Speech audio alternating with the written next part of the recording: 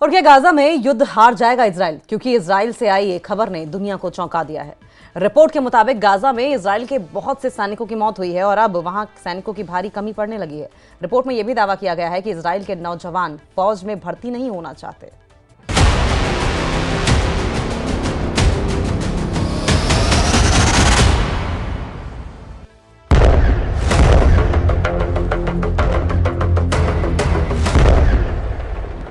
Israel में भाड़े के सैनिकों की भर्ती। जब से दुनिया के सामने ये रिपोर्ट आई है, हर किसी की जुबान पर सिर्फ एक ही सवाल है। सवाल ये कि क्या गाजा युद्ध हार रहा है इजरायल? क्या हिजबुल्लाह के हमलों से कमजोर पड़ गया है इजरायल? क्या इजरायल में लोगों की इतनी कमी हो गई है कि भाड़े के सैनिकों से इजरायल ने भर्ती अभियान छेड़ दिया है? क्या ईरान के मिलिशिया ने नेतन्याहू को घेर लिया है? सभी सवालों के जवाब देंगे आपको, लेकिन सबसे पहले वो खबर जिसकी चर्चा दुनिया के हर देश के राष्ट्राध्यक्ष की जुबान पर है, जो खबर हर न्यूज़पेपर की हेडलाइन बनी हुई है कि नेतन्याहू की सेना कमजोर हो गई है, नेतन्याहू की सेना थक चुकी है, नेतन्याहू के सैनिक युद्ध करने लायक ही नहीं बचे। 7 अक्टूबर 2023 यही वो तारीख थी जब गाजा में हमास को खत्म करने का ऐलान नेतन्याहू ने किया था। नेतन्याहू ने कहा था कि जब तक हमास जिंदा है, हम चैन से नहीं बैठेंगे। इस बात को 1 साल से ज्यादा वक्त गुजर चुका है और अब इसी जंग ने इजरायल की सेना के लिए बड़ी चुनौती खड़ी कर दी है। गाजा में भारी बमबारी के बाद भी हमास को न हरा पाने के बाद अब इजरायल सैनिकों की कमी से जूझने लगा है। रिपोर्ट्स के मुताबिक इस कमी को पूरा करने के लिए इजरायल ने भाड़े के सैनिकों को अपनी सेना में भर्ती करने की तैयारी कर ली है।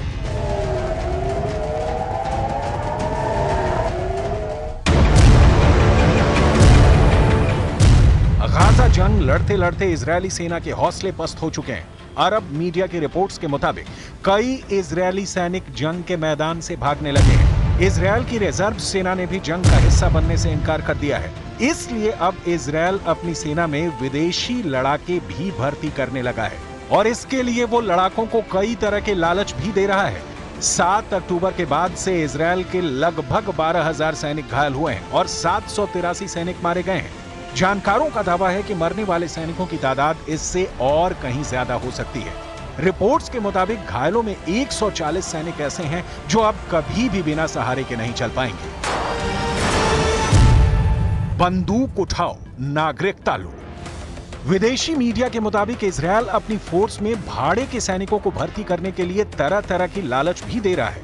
रिपोर्ट्स बताती हैं कि इजरायली सेना ने विदेशी सैनिकों की भर्ती के लिए नागरिकता का भी लालच दिया है। इजरायली अखबार हारेट्ज की रिपोर्ट के मुताबिक इजरायली सरकार ने एक भर्ती अभियान शुरू किया है, जिसके तहत अफ्रीकी शरणार्थियों को गाजा युद्ध में भेजने के बदले स्थायी नागरिकता की भी पेशकश की गई है। इजरायल की सेना इस वक्त लगभग 10,000 सैनिकों की कमी से जूझ रही है और इजरायली अधिकारियों को यह जिम्मेदारी दी गई है कि वो इस कमी को पूरा करें। इजरायली अधिकारी ऐसे शरणार्थियों की पहचान करेंगे और उन्हें सेना में भर्ती करेंगे। इजरायली सेना और आंतरिक मंत्रालय की ओर से इन शरणार्थियों को जंग की ट्रेनिंग दी जाएगी। इसके अलावा विदेशों से भी लड़ाकों को भर्ती किया जा रहा है। इजरायली अखबार हारेट्ज के मुताबिक इजरायल जर्मन खुफिया एजेंसी और दूसरे ग्रुप्स के साथ मिलकर अफगानिस्तान, लीबिया और सीरिया से जर्मनी आए शरणार्थियों को भाड़े के सैनिकों के रूप में भर्ती कर रहा है। इसके बदले उन्हें इजरायल की फास्ट ट्रैक नागरिकता और 4,000 से 5,000 यूरो प्रति माह वेतन की पेशकश की गई है। वहीं यूरोप से भी इजरायल अमेरिका की मिलिट्री कंपनी ब्लैक वाटर की मदद से लड़ाके भर्ती कर रहा है।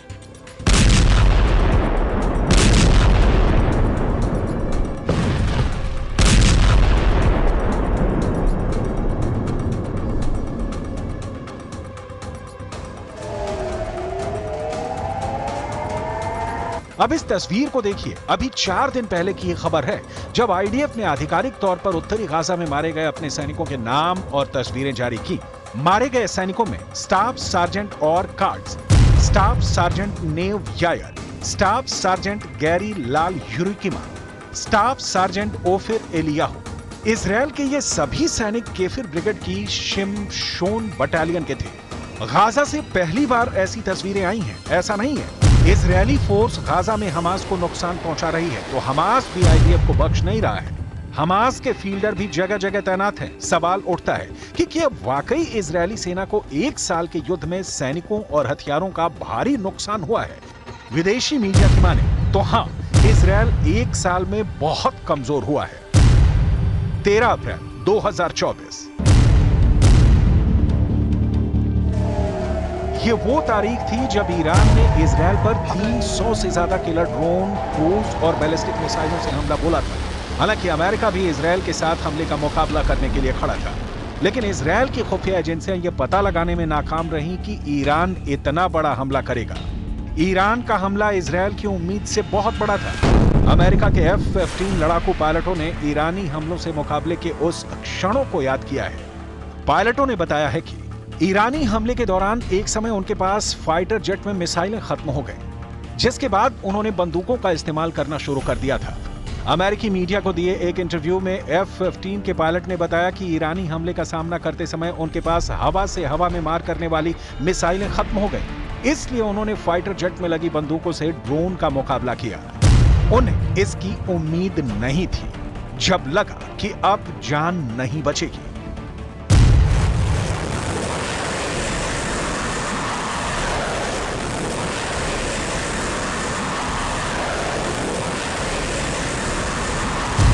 अमेरिकन पायलट्स के मुताबिक खतरनाक रूप से कम ऊंचाई पर उड़ते हुए पूरी तरह अंधेरे में विमान की बंदूक से ईरानी ड्रोन को गिराने की कोशिश की, जो बहुत मुश्किल से दिखाई दे रहे थे। ये पूरी तरह से अंधेरे में पायलटों के लिए खतरनाक कोशिश थी, लेकिन फिर भी हम ईरानी ड्रोन को गिराने में नाकाम रहे। अब एक बार फिर ईरान इजरायल पर हमले की तैयारी में लगा हुआ है और बार बार ईरानी जनरल कह रहे हैं कि इस हमले को इजरायल की पुश्तें भी याद रखेंगी।